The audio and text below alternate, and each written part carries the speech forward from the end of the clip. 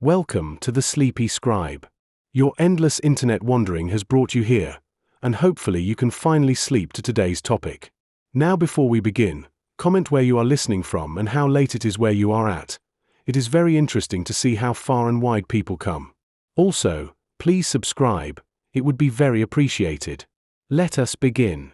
In the spring of 1584, under the authority of Queen Elizabeth I, an ambitious English courtier named Sir Walter Raleigh set his sights on the uncharted lands of the New World. Raleigh, granted a royal charter, was tasked with establishing a permanent English colony in North America. This was not merely an adventure, it was a strategic move in the ongoing struggle for dominance over the seas and continents against Spain, England's fierce Catholic rival. Establishing a foothold on the Atlantic seaboard would not only secure a vital military outpost but offer a chance to access untold wealth in resources. But more than anything, it was a race to claim territory before others could. Two ships, the Dorothy and the Elizabeth, were dispatched on a reconnaissance mission in April 1584. Captained by Philippa Modders and Arthur Barlow, the ships crossed the Atlantic and arrived at the coast of present-day North Carolina in July. They anchored near the Outer Banks and explored the region, eventually making contact with the local Secatan and Croatoan tribes.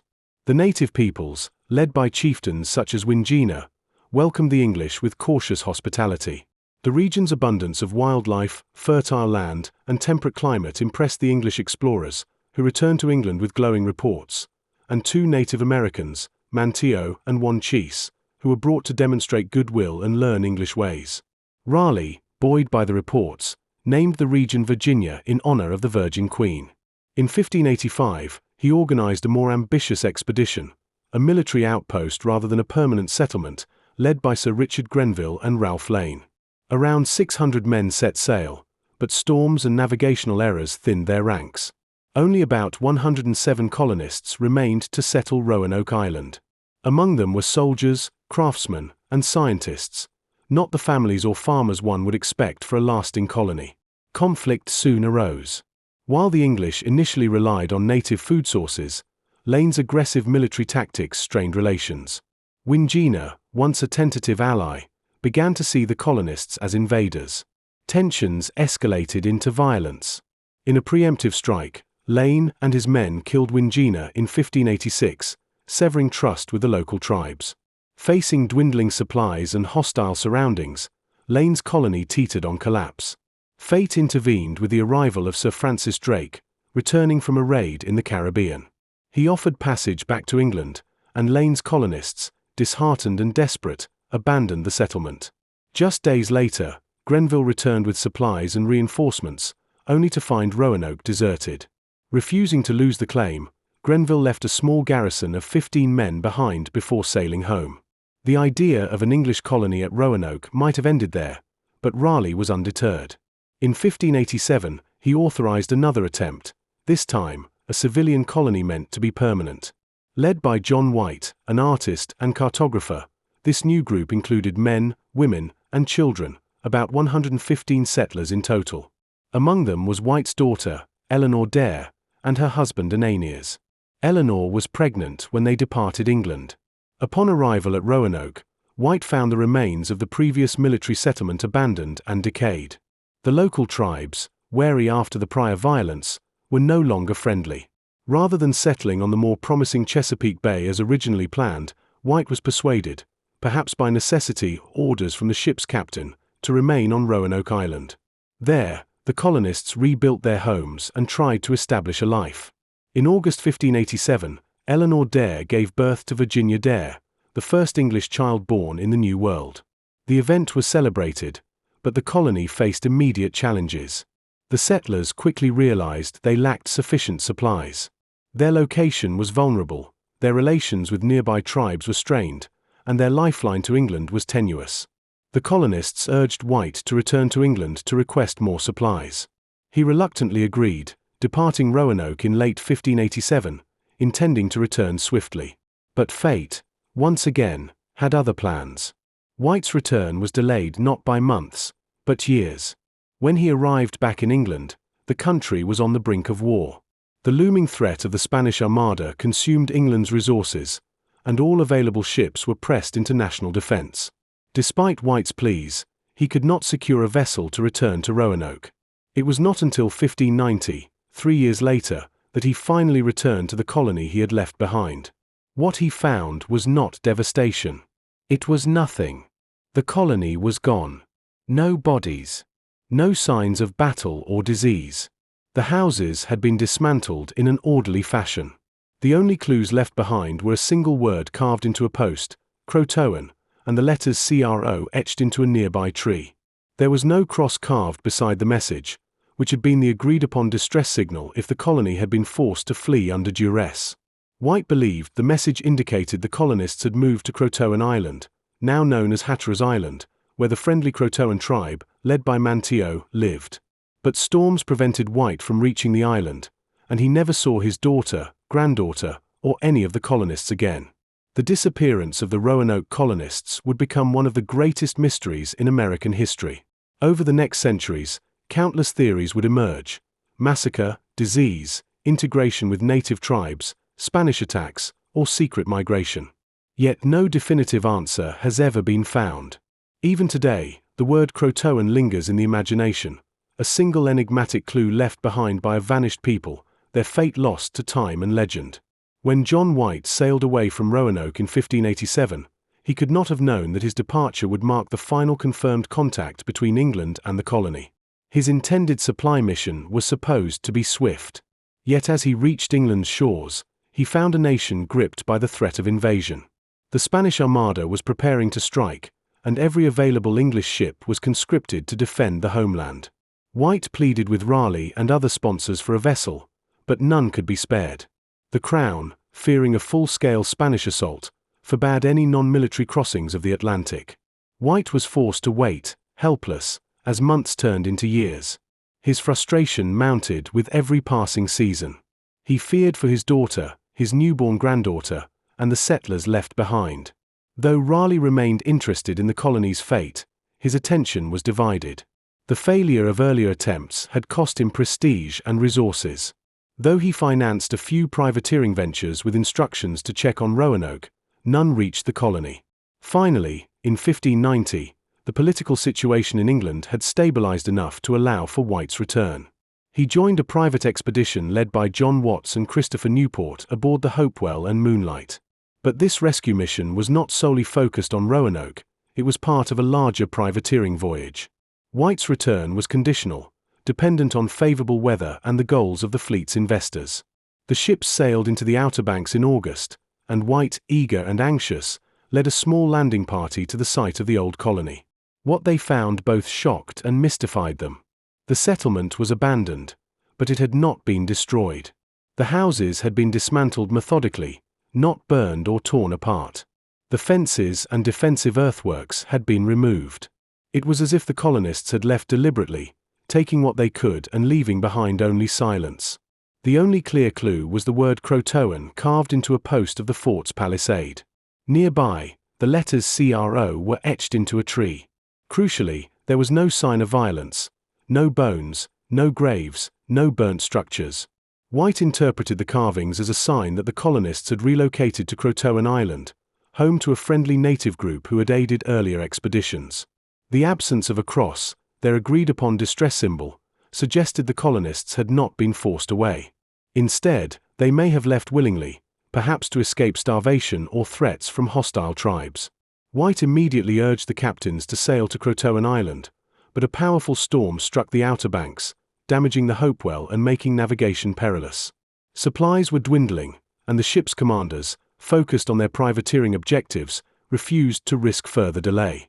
White was forced to return to England, heartbroken and without answers. He would never again sail to America.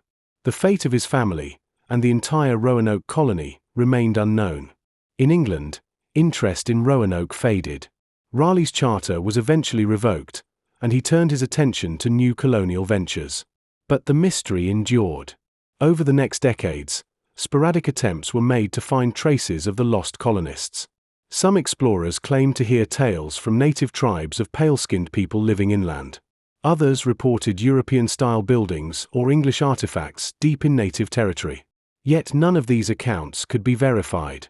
One of the most tantalizing early clues came from Captain John Smith of Jamestown, who, in 1607, learned from the Powhatan chief Wahunsonacore of a group of settlers who had lived among a rival tribe. According to Powhatan, he had wiped them out in a massacre.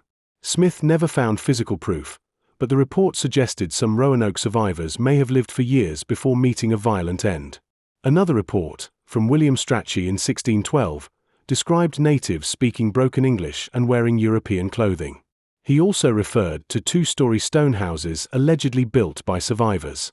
These stories fueled speculation that the colonists had been absorbed into native communities, intermarrying and adapting to their new environment. But again, no conclusive evidence emerged. Complicating matters were the strained relations between Jamestown settlers and local tribes. Few trusted the English, and even fewer allowed detailed questioning. Information about Roanoke was difficult to gather, often based on hearsay or filtered through tribal politics. Meanwhile, English interest shifted toward new colonies, such as Jamestown and Plymouth. Roanoke became a ghost of history, a failed experiment overshadowed by the colonies that succeeded. But whispers of the lost colony persisted. Some believed the colonists had moved inland to the Chowan or Roanoke River. Others thought they had fled south to the Albemarle Sound or west into the mountains. Still others believed they had intermarried with tribes such as the Lumbee, who later displayed features and linguistic traits unlike their neighbors. The Lumbee, for example, have long claimed descent from the lost colonists. Early European visitors noted their lighter skin and some English-sounding surnames. A 1709 account by explorer John Lawson described natives near Hatteras Island who said their ancestors could talk in a book and wore English-style clothing. They told Lawson that their ancestors came from a shipwreck, but it's possible this was a garbled reference to Roanoke. Despite tantalizing details, no archaeological site has ever confirmed the location of the colonists after their departure. Excavations on Hatteras Island have uncovered some European items, but nothing definitively linked to the lost colony. Modern technology, including DNA testing and ground-penetrating radar, has yet to provide clarity. The trail remains cold, but the fascination endures. What began as England's first attempt at settlement in the New World ended in silence, carved in wood, and carried by wind and sea. The question remains, did they survive, adapt, and vanish into the tapestry of indigenous America, or did they meet a darker, final fate? As the 17th century unfolded, the enigma of the lost colony lingered in the minds of explorers, colonial officials, and native tribes alike. With every new settlement carved into the North American landscape, English colonists hoped to uncover some trace of their vanished predecessors. Yet for every whisper, every tale shared in broken dialects or hushed tones around council fires, hard evidence remained elusive. Jamestown, founded in 1607, became the center of English interest in Virginia, and for its early leaders, the question of what happened to the Roanoke settlers was not simply academic. Some believed they might still be alive. Others feared they had perished in a massacre. And for some, especially among the Powhatan Confederacy, the issue had a different weight entirely. According to Chief Powhatan, leader of a powerful alliance of tribes stretching across much of coastal Virginia, his warriors had attacked and destroyed a group of settlers living with a rival tribe. Powhatan told Captain John Smith and other Jamestown leaders that the colonists had joined with the Chesapeake Indians and had been killed during a campaign to eliminate regional threats. If true, this could mean that at least some Roanoke survivors had migrated away from the Outer Banks and sought protection inland. Powhatan even presented Smith with objects that allegedly belonged to the Roanoke colonists: brass kettles, a musket barrel, and other English goods. Smith was skeptical. The items could have come from trade, wrecks, or theft. But Powhatan's claims couldn't be ignored. The English were always alert to the possibility that survivors might be found, especially if they had integrated into native tribes. Yet searching for them was fraught with risk. The English were outsiders, often unwelcome in interior territories. Gathering intelligence depended on interpreters, alliances, and political dynamics they barely understood. Meanwhile, native accounts of light-skinned people living inland multiplied. In 1609, William Strachey, secretary of the Jamestown colony, wrote of tribes that housed children with gray eyes and reddish hair. He described an area called Okanahowan, where survivors were supposedly kept as servants or wives. In another letter, he claimed that Powhatan had slaughtered the survivors near the site of present-day Jamestown, fearing they would ally with the English newcomers. Yet no physical remains, no settlements, and no written records have ever been found to substantiate these claims. By the mid-1600s, the search for Roanoke survivors had turned into legend. Colonists and explorers continued to encounter tribes who spoke fragments of English or bore Anglo-European features, but explanations were never certain. Some had encountered shipwrecked sailors. Others had visited English trading posts. The possibility of integration persisted but could never be confirmed. Perhaps the most enduring theory is that the Roanoke colonists gradually assimilated into friendly native communities, particularly the Croatoans of Hatteras Island. These people, who had helped the first English expeditions, were known for their hospitality and knowledge of the land. The colonists, realizing they were alone, vulnerable, and running out of supplies, may have chosen to live among them rather than face starvation or conflict with hostile groups. Some modern historians believe that the dismantling of the colony's structures, the absence of signs of violence, and the carvings left behind all support this theory. Integration would have required giving up English customs, adopting new ways of living, and perhaps even abandoning hope of ever returning to England. But it would have given them a chance to survive. Linguistic clues add to the mystery. The Lumbee tribe, who emerged in the region around the Lumber River in later centuries, have long claimed descent from both native and European ancestors. Early observers noted that the Lumbee spoke English, practiced Christianity, and used surnames such as Brooks, Lowry, and Oxendine, names also found among the Roanoke settlers. The tribe's oral history includes stories of English ancestors arriving before Jamestown, blending with local tribes, and creating a new community. Still, no definitive genealogical or archaeological evidence has verified this lineage. DNA testing has yet to conclusively link the Lumbee or other tribes to the Roanoke colonists. Another avenue of investigation lies in archaeological digs along the North Carolina coast and inland river valleys. In recent decades, archaeologists have discovered scattered European artifacts, metal tools, gun parts, pottery shards, far from the original Roanoke site. Two areas in particular, known as Site X and Site Y, have drawn attention.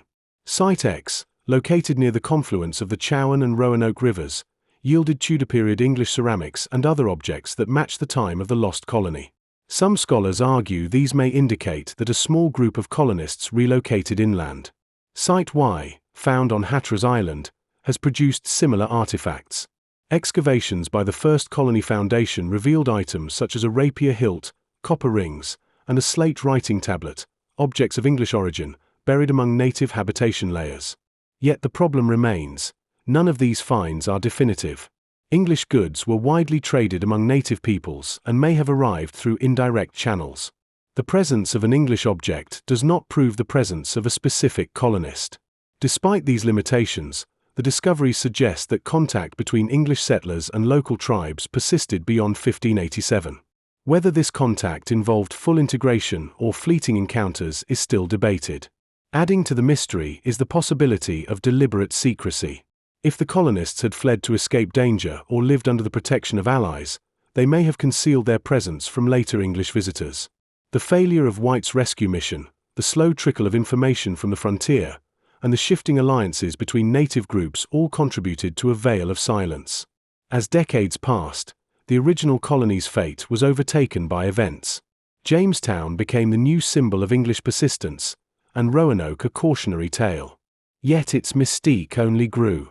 In the minds of the curious, the hopeful, and the obsessed, Roanoke remained a symbol of possibility, a moment when history took a turn and left no map. By the 18th century, the mystery of the lost colony had become embedded in the folklore of colonial America. It was no longer just a historical puzzle but a tale told on both sides of the Atlantic, an enduring legend of brave settlers swallowed by the wilderness. With each passing generation, the story became more mythologized. Yet beneath the legend, evidence continued to surface, albeit in fragments, keeping the debate alive. In 1701, English explorer John Lawson journeyed through the Carolinas, seeking to document the region's natural resources, geography, and people. During his travels, he visited Hatteras Island, where he encountered native inhabitants who identified themselves as descendants of both the local tribes and the English. Lawson noted their grey eyes, fair complexions, and ability to speak rudimentary English. He recorded their claim that some of their ancestors could read in a book and were descended from white settlers who had lived among them for generations. This account, written over a century after the disappearance of the Roanoke colony, reignited speculation that at least part of the group had survived and assimilated. Lawson's writings also helped solidify the belief that Roanoke Island, modern Hatteras, was the most likely refuge for the missing colonists. The clues White had found in 1590 now seemed prophetic. However, the long lapse of time between the colony's disappearance and Lawson's visit left room for doubt. Oral history can be altered with each retelling, and Lawson's own interpretations may have colored the reports. Even so, Lawson's observations offered one of the few detailed records of early native European hybridity in the region. While some scholars dismissed the idea as romantic nationalism, others saw it as a real lead deserving further inquiry. Meanwhile, another piece of the puzzle began to surface in the Lumbee tribe. Centered in present-day Robeson County, North Carolina, the Lumbee claimed descent from both Native American groups and English settlers. Throughout the 18th and 19th centuries, visitors and colonial officials alike noted their distinct language patterns, surnames similar to those found among the Roanoke colonists, and cultural practices that blended European and native traditions. When North Carolina granted the Lumbee recognition as a Native American tribe in 1885, the legislature explicitly cited their descent from the lost colony. Later, in the mid-20th century, the Lumbee pushed for federal recognition using similar claims. Critics questioned the historical validity of these connections, pointing to the lack of genealogical or archaeological confirmation. But oral tradition remained strong, passed down within Lumbee families for centuries. Whether based in fact or adapted over time, the tribe's story kept the memory of Roanoke alive. Throughout the 19th century, Roanoke's fate fascinated amateur historians, novelists, and early archaeologists. In 1837, George Bancroft's History of the United States devoted several pages to the lost colony, framing it as a noble failure, an early spark of English colonization that would be reignited at Jamestown. Poets and authors romanticized the colony's fate, imagining tragic ends and heroic survival. Virginia Dare, the first English child born in the New World, became a symbol of purity and lost innocence. By the late 1800s, she had been mythologized into everything from a patriotic emblem to a folk heroine. Her name was used for towns, products, and political causes. A marble statue of Dare was even commissioned for display, portraying her as a grown woman, though she had vanished as an infant. Meanwhile, amateur archaeologists and relic hunters scoured the Outer Banks and inland regions for any trace of the colonists. Most finds were inconclusive. The shifting sands of the Outer Banks, combined with centuries of hurricanes, erosion, and development, complicated the search. Sites that may have once held evidence were submerged, destroyed, or relocated by natural forces. Still, occasional discoveries added intrigue. Clay tobacco pipes, glass beads, English-style pottery shards, and early iron tools were found scattered along trade routes and native settlements, some of them dating to the late 16th century. By the close of the 20th century, the search for the lost colony had shifted from the realm of folklore and speculative history into the hands of professional archaeologists, linguists, and geneticists. With each passing decade, the methods of investigation grew more precise, and the questions more complex. Could modern science finally illuminate what had happened more than 4 centuries ago? In the 1990s, the first Colony Foundation was established to support serious archaeological research into the fate of the Roanoke settlers. This organization, formed by a group of historians and field experts, focused on the original site of the colony on Roanoke Island as well as other nearby locations that had been connected to the settlers by oral tradition or early accounts. Working with careful excavation strategies and advanced dating techniques, archaeologists began uncovering European artifacts at several promising sites. In particular, a location near the town of Buxton on Hatteras Island, formerly known as Croatoan, began to yield items of interest. Among the finds were pieces of 16th-century English ceramics, iron tools, and a small slate fragment inscribed with lines that may have come from a writing tablet. These discoveries, while not abundant, were consistent with a small group of English colonists living among native peoples, using and maintaining European goods alongside indigenous tools and pottery. Yet, the evidence was ambiguous. Critics noted that European artifacts could have arrived through trade or been collected from abandoned sites. Native groups in the region had been in contact with Europeans for decades. The presence of an English tool did not necessarily prove the presence of a specific Roanoke settler. Still, The finds at Croatoan offered the most tantalizing possibility, yet that some of the colonists had relocated there after 1587. Meanwhile, attention turned inland. In 2012, researchers from the British Museum re-examined an Elizabethan-era watercolor map painted by John White himself. The map, known as La Virginia Pars, depicted the region surrounding the Roanoke colony. Under ultraviolet light, scholars discovered a patch on the map, an area near the confluence of the Roanoke and Chowan rivers, where someone had used invisible ink to mark the outline of a fort or settlement. This hidden symbol prompted a renewed interest in what would come to be known as Site X. Excavations at Site X, near the town of Merry Hill in Bertie County, North Carolina, revealed a small collection of European artifacts, including a nail, a blade, and ceramics dating to the late 16th century. These items were buried alongside Native American pottery, suggesting some level of cultural exchange or cohabitation. The possibility that a portion of the Roanoke colonists moved inland to this location, either to escape danger or to seek better conditions, gained support. Site X, along with the Croatoan finds, provided a framework for what some now believe is the most plausible scenario, that the colonists split into smaller groups and relocated in different directions, some integrating with local tribes, others establishing temporary inland camps or settlements. This dispersal would explain the absence of a single mass grave, the lack of ruins at Roanoke, and the scattered nature of later English artifacts. However, these hypotheses still face challenges. No written accounts from the colonists have ever been found. No structures definitively built by English settlers in these locations have survived. Oral histories from native groups are often suggestive, but imprecise, clouded by time and translation. Even the names on early English maps have shifted or vanished, making identification difficult.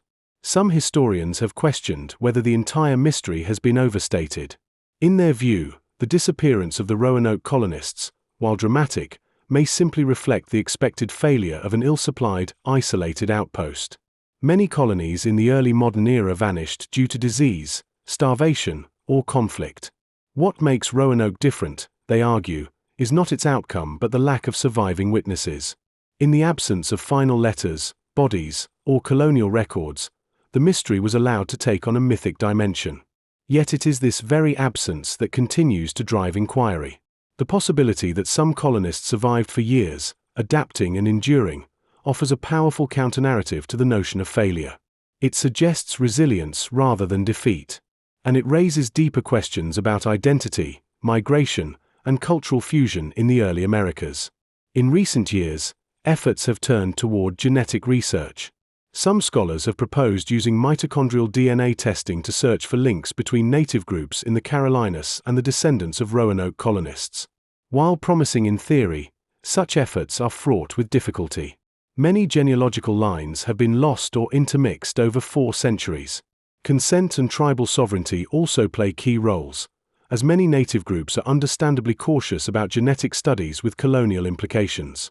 So far, no DNA evidence has proven a connection, but the effort continues. Beyond science, cultural memory remains one of the most enduring elements of the Roanoke mystery. On Roanoke Island, the outdoor drama The Lost Colony still plays each summer. Tourists walk the wooded paths where the settlers built their homes. Children learn the story of Virginia Dare in schoolbooks, and local museums preserve the narrative through exhibits and reenactments. Even the word Croatoan, carved so simply into a post centuries ago, has become a symbol of unanswered questions. It has appeared in novels, television shows, and films. It stands as a single, enigmatic clue, an echo from a vanished world. Each year brings new speculation. Did the colonists build a second village somewhere in the swamps? Did they reach Spanish Florida and were they captured? Did they leave behind documents now lost to time or buried beneath modern construction? Or did they, like many displaced people in history, simply fade into the cultures that welcomed them, leaving no record but memory? The story of Roanoke is not only about disappearance, it is about possibility. It invites us to imagine not only how people died, but how they might have lived, adapted, and survived. Whether the final answer lies beneath centuries of soil or within the memories of descendant communities, the lost colony remains one of the oldest and most haunting, unsolved stories in American history. As scholars pursued the story of the lost colony into the 21st century, the mystery remained rooted not only in scattered artifacts and fragmentary records but in the very landscapes that had once cradled the vanished settlers.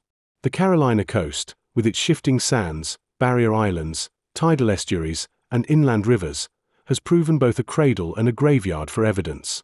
Archaeologists today contend with a region where storms can erase centuries of history in a single night, and where erosion, flooding, and development have likely buried or swept away vital clues. Despite these obstacles, efforts to pinpoint the colony's fate intensified in the early 2000s.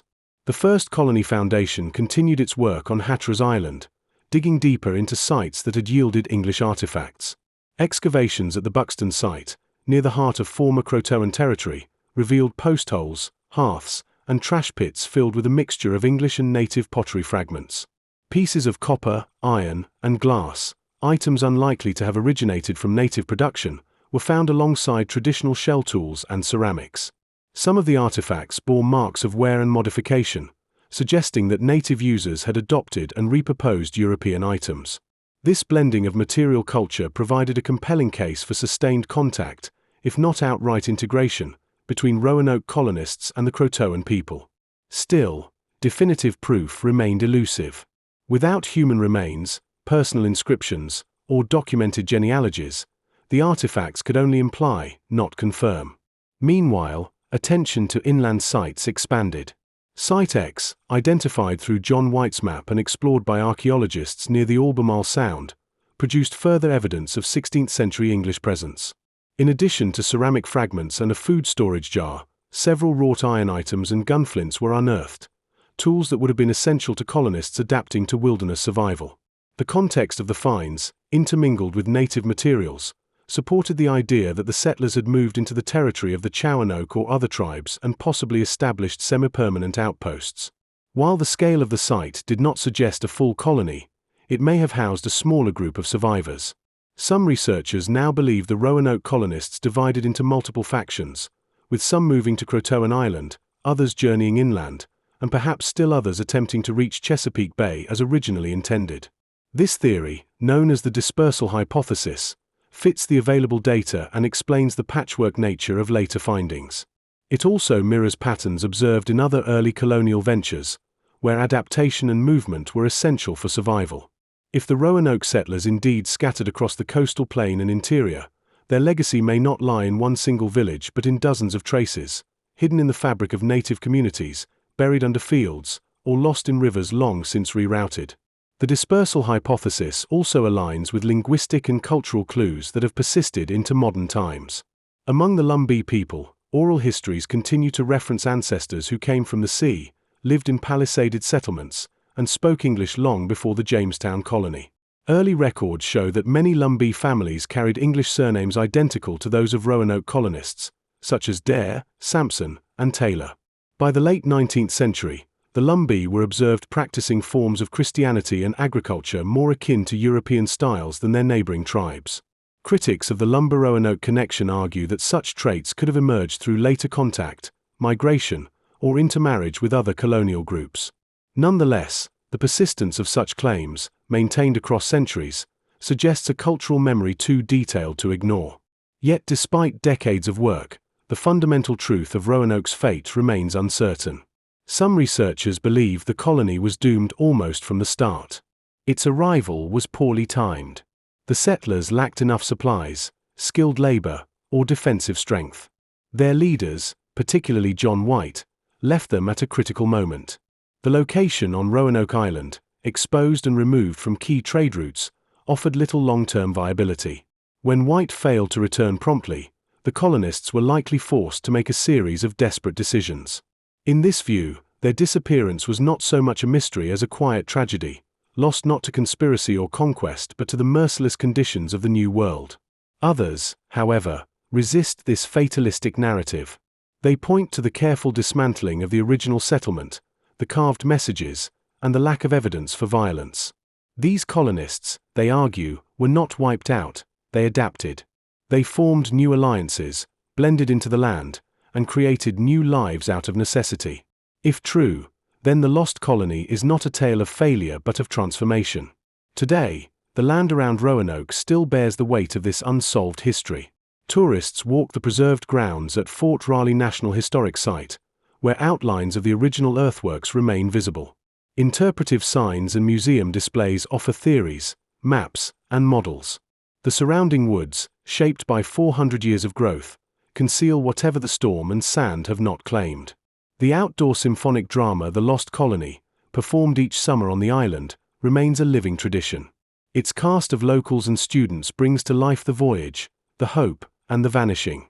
Beneath the footlights, descendants of both native tribes and early settlers mingle, sometimes unaware that their family stories may intersect deeper than they know. Meanwhile, advances in remote sensing, underwater archaeology, and environmental forensics continue to offer hope. Drones scan the forests for old settlement patterns. LiDAR imaging detects subtle changes in terrain that suggest buried structures. Core samples from surrounding waters are analyzed for pollen, ash, and other traces of human activity. Each technological leap pushes the boundary of what might be found. Yet even with modern tools, Roanoke resists full disclosure. Its secrets are held in the currents of the Albemarle Sound, the roots of ancient oaks, and the collective memory of people who have lived on these lands for generations. To solve Roanoke is not just to locate a vanished camp, it is to unravel a deeper story of encounter, adaptation, and the human instinct to endure. In the broader context of colonization, the Roanoke mystery offers more than just a puzzle. It serves as a reflection of the cultural collisions, ambitions, and uncertainties that defined the age of exploration. When the 115 colonists arrived in 1587, they brought with them more than tools, weapons, and hopes of a new life. They carried assumptions about dominance, civilization, and permanence. Yet the reality they encountered was far more complex, governed by existing native power structures, environmental hardships, and the unpredictable nature of transatlantic support. From the start, the colony's fate was shaped as much by its environment and timing as by its own internal choices. John White's departure was supposed to be temporary, a supply mission that would return him within months. But England's war with Spain turned that short errand into a 3-year absence, and the colony, stranded, undersupplied, and surrounded by wary or hostile neighbors, was forced to choose between waiting for a rescue that might never come or taking their fate into their own hands. Many scholars argue that this decision point was critical. The colonists, recognizing the limits of their isolation, may have broken into smaller family units and allied themselves with groups they believed would offer the best chance of survival. Some may have joined Manteo and the Croatoan people on Hatteras Island. Others, especially those familiar with inland geography from earlier expeditions, could have sought refuge with the Chowanoke or other tribes living near the Roanoke and Chowan rivers. The consistent absence of any mass grave, burned settlement, or signs of conflict at the colony site reinforces the theory that their departure was deliberate and organized. Rather than vanishing in a moment of crisis, the colonists seem to have quietly dispersed, leaving only carved messages behind. Their careful dismantling of buildings, removal of tools, and even the absence of personal items like clothing or domestic debris suggests forethought and planning. If this was abandonment, it was not done in haste. For those who may have reached Croatoan Island, life would have changed dramatically. The Croatoan people had a well-developed society adapted to the barrier islands and mainland shorelines, relying on fishing, farming, and hunting. English settlers, particularly artisans and skilled workers among the group, could have offered metalworking, carpentry, or navigation skills in exchange for food and protection. The cultural exchange would have been profound on both sides, with language, customs, and technology blending gradually over time. The implications of such an integration are vast. It would have meant the earliest example of successful cultural fusion in English colonial history, occurring decades before Jamestown and in stark contrast to later episodes defined by violence, displacement, and disease. In this light, the Roanoke colonists become not victims of disappearance but pioneers of a different kind of colonization, one that did not conquer but adapted. However, this scenario, while compelling, is challenged by a lack of direct evidence. No clear diary or letter has emerged to narrate the colonists' decisions. No structure has been unearthed that can be definitively tied to their relocation. The artifacts, while numerous, remain circumstantial. Interpretations often rely on triangulating oral traditions, material culture, and indirect signs rather than hard proof. One of the greatest challenges in solving the mystery lies in the terrain itself. The coastal ecosystems of North Carolina are dynamic and unstable. Hurricanes frequently reshape islands and riverbanks. Archaeological sites are often submerged or buried beneath centuries of sediment. In some cases, entire sections of land once visible on early maps have since vanished.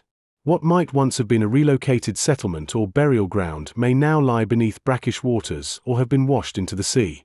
Modern technology offers some hope.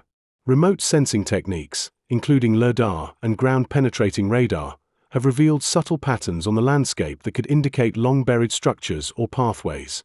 Soil analysis can now detect ancient hearths or agricultural activity invisible to the naked eye.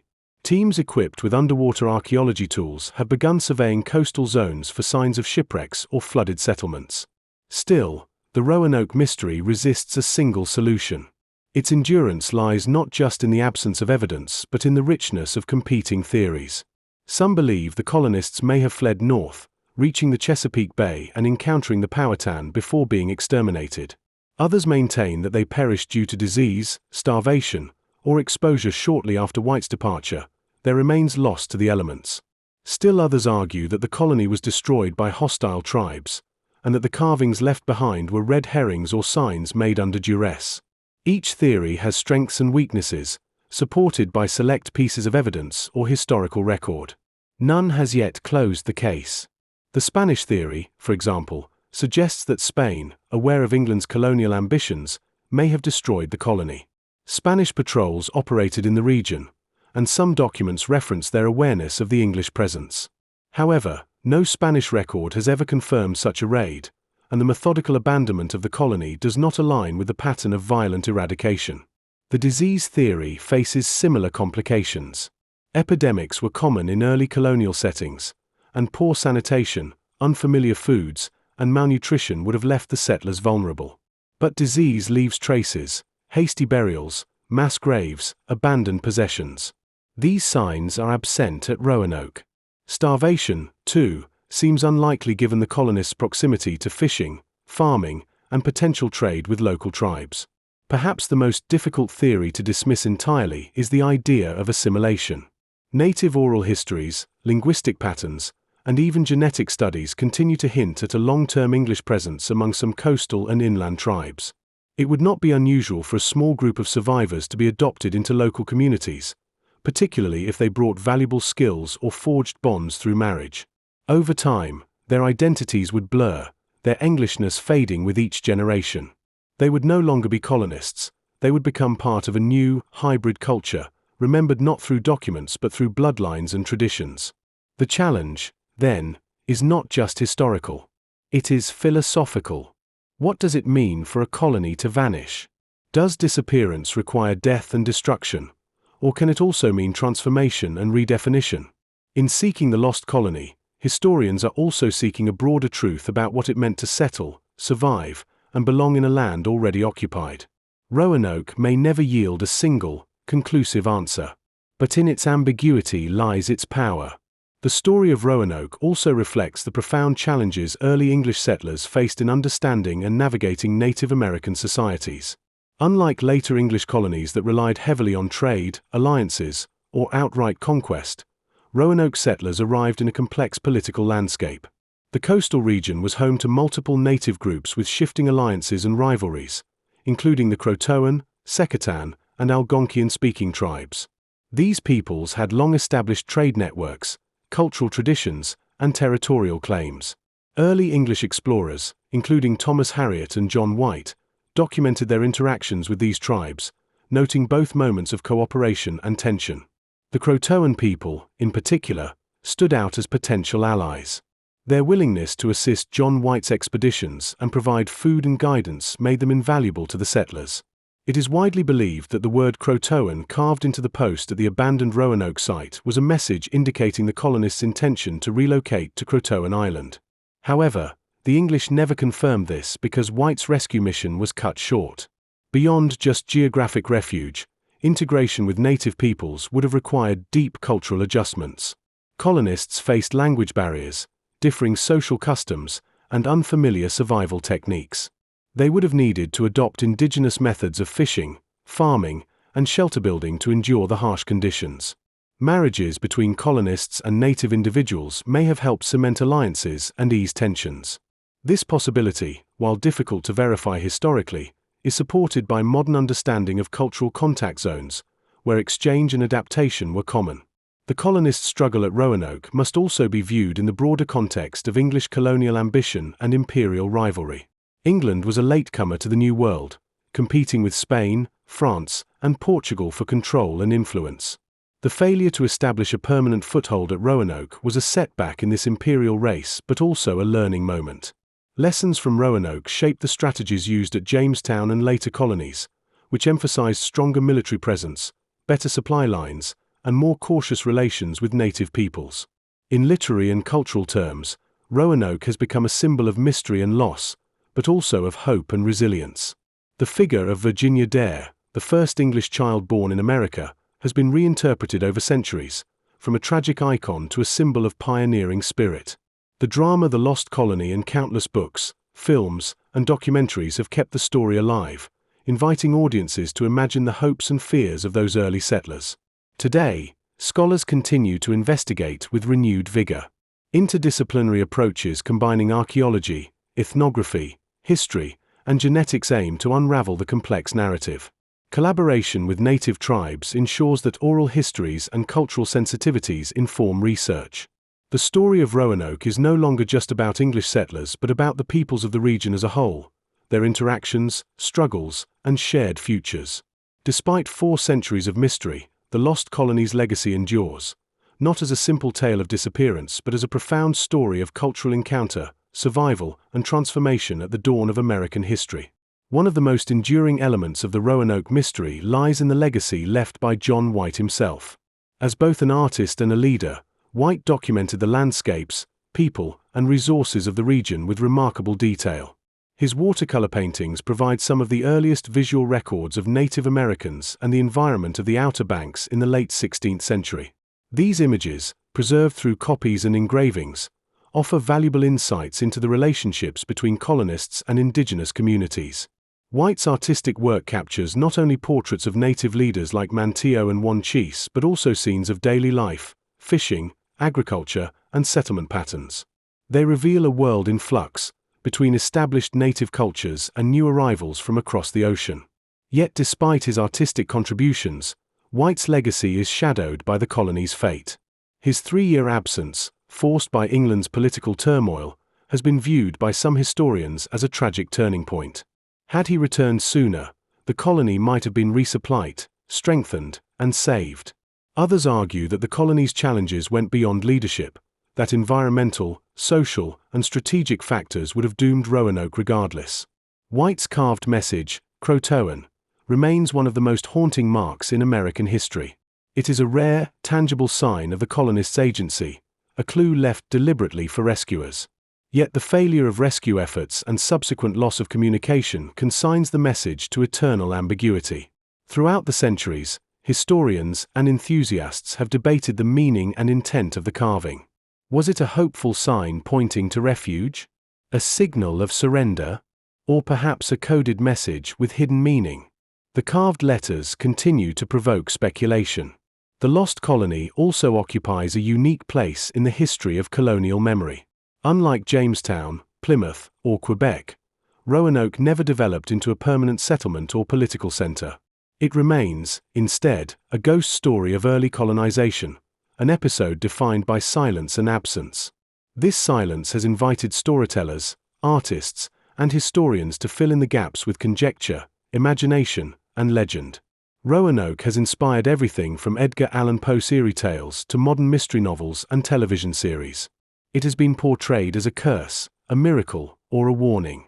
The site itself has become a destination for tourists, researchers, and those fascinated by unsolved history. Archaeological efforts continue, but the search for definitive proof is hampered by the passage of time, the fragility of evidence, and the complex interactions between native peoples and settlers. In recent decades, collaboration with local native tribes, including the Lumbee and the Hatteras people, has grown, emphasizing respect for indigenous perspectives and oral histories. These voices offer alternative narratives, stories of cooperation, kinship, and survival that contrast with traditional Eurocentric histories. The search for the lost colony is thus not only a quest for physical remains but a journey into the overlapping stories of culture, identity, and belonging. What happened to those settlers is still a question with no single answer. They may have dispersed, adapted, died, or been absorbed into native societies. Their fate is woven into the larger fabric of America's first encounters between Europeans and native peoples. Roanoke's legacy endures as a symbol of mystery, resilience, and the complex birth of a new world. The lost colony's enduring mystery has inspired countless archaeological expeditions, each bringing new techniques and technologies to bear on a centuries-old enigma.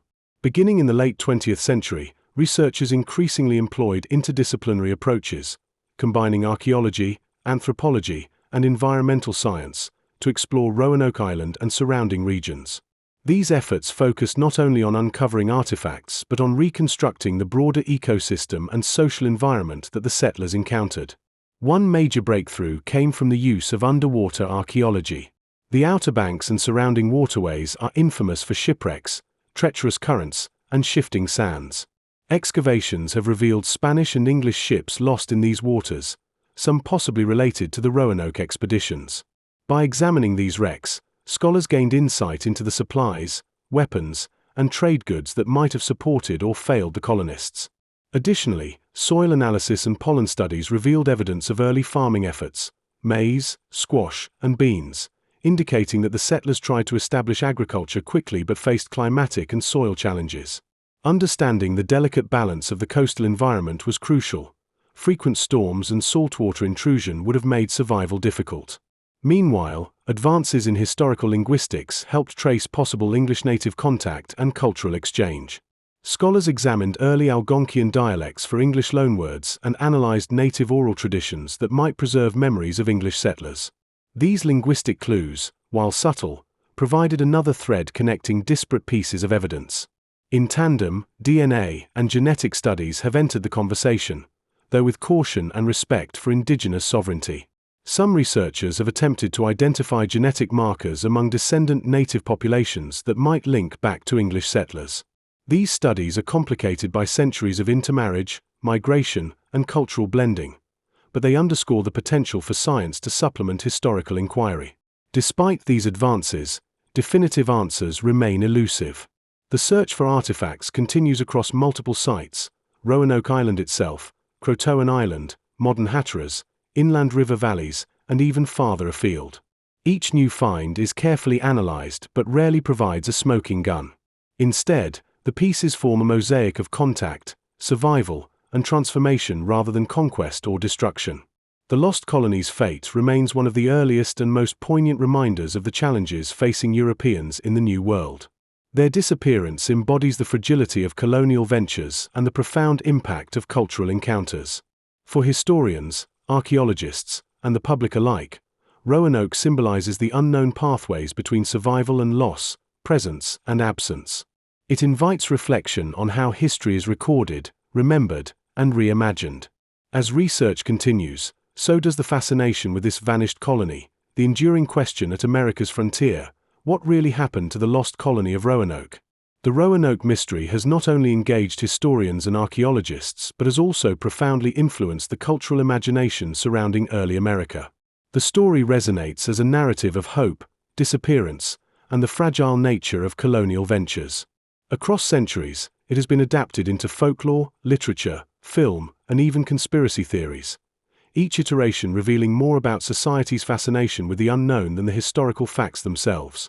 In American folklore, Roanoke often serves as a symbol of vanished innocence, a poignant emblem of what might have been. The figure of Virginia Dare, the first English child born in America, is particularly emblematic. Over time, she evolved into a mythic figure representing the promise and peril of the New World. Some 19th-century writers portrayed her as a martyr, while others envisioned her as a princess or prophetess. These portrayals, though fictionalized, have played a role in shaping American identity and memory. The mystery has also sparked more speculative interpretations. From suggestions that the colony was abducted by aliens to theories involving secret Spanish attacks, Roanoke has attracted fringe theories that demonstrate how deeply the story captures popular imagination. Though unsupported by evidence, these ideas highlight the void left by historical silence. In popular media, the Lost Colony has been depicted in countless forms. The long-running outdoor drama The Lost Colony on Roanoke Island attracts thousands each year, dramatizing the settlers' struggles and disappearance with artistic flair. Books, television series, and documentaries have continued to revisit the topic, sometimes blending history with fiction to maintain public interest. This cultural impact is not limited to entertainment. The mystery has also inspired discussions about the nature of colonization itself. Roanoke exemplifies the uncertainties and challenges faced by European powers entering territories already inhabited by established peoples. The fate of the colonists highlights the complexity of cultural encounters, marked by cooperation, conflict, adaptation, and survival. As the United States reflects on its origins, Roanoke prompts deeper questions about identity, belonging, and the narratives told about the nation's beginnings. Educationally, Roanoke is often introduced to students as an early case study of colonization failure. Yet it also offers a platform to discuss the role of indigenous peoples in shaping early American history. The narrative challenges simplistic notions of conquest and emphasizes the importance of native agency and resilience. Finally, the Lost Colony's story underscores the limits of historical knowledge. It reminds us that history is not always neat or complete. Sometimes, silence, absence, and mystery tell us as much about the past as written records or artifacts. The ongoing quest to understand Roanoke reflects a human desire to connect with those who came before, to solve puzzles left unfinished, and to honor the lives, known and unknown, that helped shape a continent. One of the enduring questions about the Lost Colony concerns the role of environmental factors in the settlers' fate. The Outer Banks region, with its unique geography, posed formidable challenges. The barrier islands and coastal plains are characterized by unstable soil, frequent storms, shifting sand dunes, and a fragile ecosystem. These environmental conditions would have significantly impacted the colony's ability to survive and thrive. When the Roanoke colonists arrived, they faced a harsh climate with hot, humid summers and unpredictable weather. Hurricanes and tropical storms routinely swept the coastline, capable of destroying homes, crops, and supplies. The settlers had to contend with saltwater intrusion that could damage freshwater sources and farmland. Additionally, the dense forests and marshes, while rich in resources, were difficult to navigate and cleared for agriculture only with great effort. Early English farming methods, suited to temperate European soils, often failed to adapt quickly to these conditions. Maize, a staple crop cultivated by Native Americans, required different techniques unfamiliar to the colonists. Without established native allies or local knowledge, the settlers' chances of sustaining themselves diminished. The isolation of Roanoke Island further exacerbated these problems. The colony depended heavily on supply shipments from England, but the ongoing Anglo-Spanish War delayed or prevented timely deliveries. Starvation and disease thus became persistent threats. The settlers may have tried to supplement their food sources through fishing, hunting, and trading with local tribes. Still, such efforts could not fully compensate for environmental and logistical hardships. The region's natural dangers also extended beyond agriculture. The surrounding waters contained treacherous shoals, dangerous currents, and storms that complicated travel and resupply. The English ships that first arrived struggled with navigation, and some were lost en route. These factors isolated the colony and restricted communication. As a result, the colonists were cut off during crucial periods, leading to desperation and difficult decisions. Recent environmental studies have attempted to reconstruct historical climate patterns and storm frequency in the late 16th century. These analyses suggest that a series of harsh weather events may have struck the region shortly after the colony's establishment. Severe droughts or flooding could have devastated crops, damaged shelters, and caused illness. Such conditions would have increased mortality rates and forced the colonists to seek refuge elsewhere. Environmental challenges likely influenced the colonists' decision to relocate from Roanoke Island, possibly to Croatoan Island or inland sites. These moves would have been motivated by access to better resources, safer harbors, or stronger alliances with native groups. The carving of Croatoan can be interpreted as a signal of this planned migration in response to environmental pressures. Understanding the role of nature in the lost colony's fate emphasizes that colonization was not just a human endeavor but one profoundly shaped by ecosystems. It also highlights the importance of indigenous environmental knowledge, which European settlers initially lacked. The story of Roanoke serves as an early example of how environment and culture intersect in shaping history. Another vital angle in the story of the lost colony is the nature of the relationships between the English settlers and the Native American tribes in the region. Early encounters between the two groups were complex and fluctuated between cooperation, mistrust, and conflict. The native peoples of the Carolina coast were not a single unified entity but a mosaic of tribes with distinct cultures, languages, and political systems. Among these, the Croatoan tribe stood out as especially significant in the Roanoke narrative. Their interactions with the English were initially marked by curiosity and assistance. The Croatoan provided food and guidance to the settlers and even sent emissaries, such as Manteo, to England to build diplomatic ties.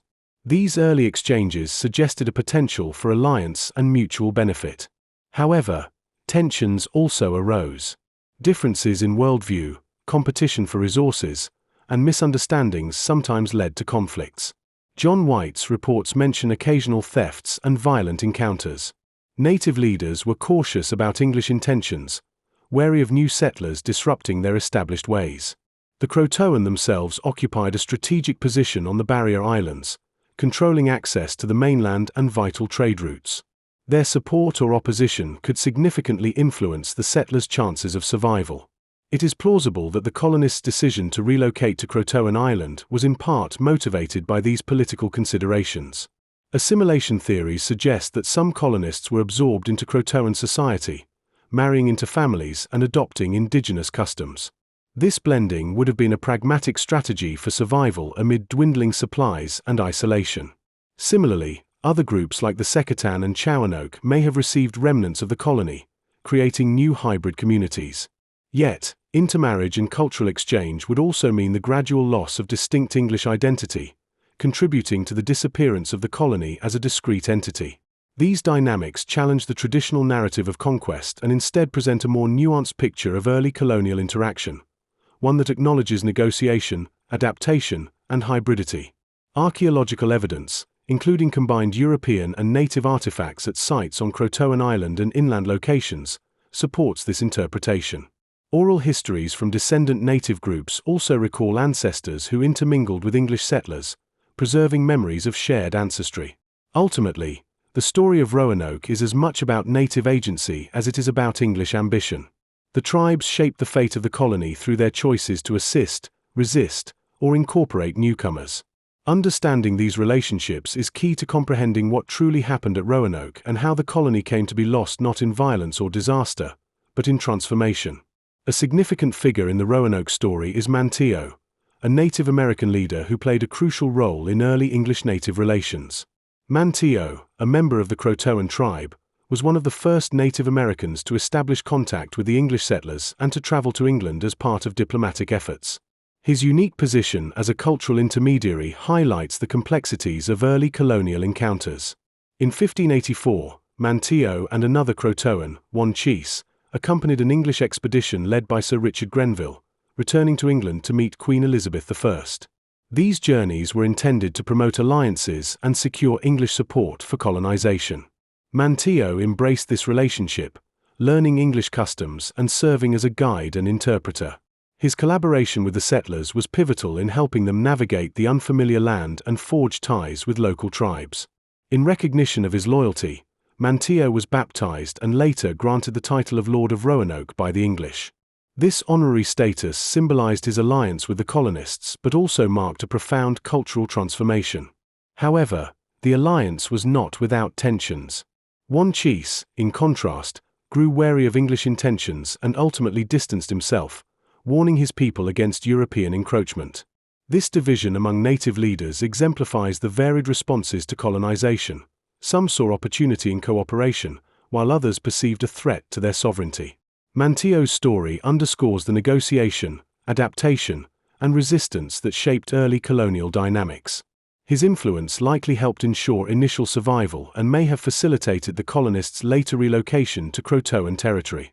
Yet his role also highlights the limitations of English control in the New World, where indigenous agency remained decisive. The fate of Manteo after the lost colony's disappearance remains unclear. Some suggest he remained an influential leader, maintaining ties with the English. Others propose he returned fully to Croatoan life. Regardless, his legacy persists as a symbol of cross-cultural encounter, embodying both possibility and uncertainty. Through Manteo, we glimpse a world where identities were fluid, and alliances could shift rapidly. His story reminds us that the lost colony was not simply an isolated English venture but part of a larger, ongoing process of cultural contact and transformation that shaped the Americas. The search for the lost colony has also involved scrutinizing contemporary European records beyond England. Spanish archives, in particular, offer an intriguing, if ambiguous, perspective. Spain, as the dominant colonial power in the Americas during the late 16th century, monitored English activities closely and sought to undermine their efforts. Some Spanish reports reference English attempts to settle along the Atlantic coast and express concern over the threat these posed to Spanish claims. Spanish officials feared that the English colony might serve as a base for piracy or military operations. However, direct evidence of Spanish military action against Roanoke remains scarce. Some historians speculate that Spanish expeditions may have raided or harassed the English settlers, contributing to their disappearance. Other documents suggest Spanish ships patrolled the area to intercept English supply vessels, effectively isolating the colony. Yet, the absence of explicit Spanish accounts detailing an attack leaves the theory unconfirmed. The Spanish also had alliances with certain native tribes, which could have influenced local politics and the fate of the English colony. The complex network of native European relations meant that Spanish influence might have indirectly pressured or destabilized Roanoke settlers. Further complicating matters, Spanish records mention indigenous groups in the Carolinas but do not clearly identify English survivors among them. The limited nature of these documents means historians must interpret them cautiously. Despite uncertainties, Spanish archival material remains a valuable resource for understanding the geopolitical context surrounding Roanoke. It sheds light on the broader imperial rivalry that framed the English colony's fragile existence. The lost colony's fate thus cannot be fully understood without considering these international tensions, which affected supply routes, military support, and diplomatic relations. This perspective reminds us that Roanoke's disappearance was part of a global contest for empire, where local events were shaped by distant monarchs, wars, and shifting alliances. As the centuries passed, numerous theories emerged attempting to explain the disappearance of the Roanoke settlers. One popular theory proposed that the colonists were massacred or forcibly removed by hostile Native American tribes. Early accounts from English explorers and settlers occasionally describe violent conflicts with indigenous groups, fueling speculation that the colonists might have fallen victim to such attacks. Yet, archaeological evidence for a violent end, such as mass graves, weapon-inflicted injuries on remains, or scorched ruins, is notably absent at Roanoke Island and nearby sites. Excavations have uncovered little sign of a battle or massacre, weakening this theory. Instead, the lack of physical evidence suggests that if violence occurred, it was not on a large scale or in a way that left archaeological traces. Some historians argue that the colonists, aware of potential dangers, may have fled before violence could occur or avoided direct confrontation through diplomacy and alliances. Others propose that the word Croatoan carved into the palisade post was a deliberate message directing rescuers to a safer location under native protection. Another angle posits that the colonists integrated peacefully into native communities, adopting their customs and languages to survive. Such assimilation would explain the absence of ruins or bodies at the original site and aligns with oral histories from tribes like the Lumbee and Hatteras, who claim ancestral ties to English settlers. However, assimilation theories face challenges. Some contemporary native narratives recount encounters with English settlers, but the timelines and locations often remain unclear. Additionally, cultural and genetic intermingling over generations has made it difficult to identify distinct descendant groups conclusively. Ultimately, the violent attack theory, while dramatic and compelling, lacks substantial evidence and has been largely supplanted by more nuanced interpretations that emphasize survival strategies, migration, and cultural blending.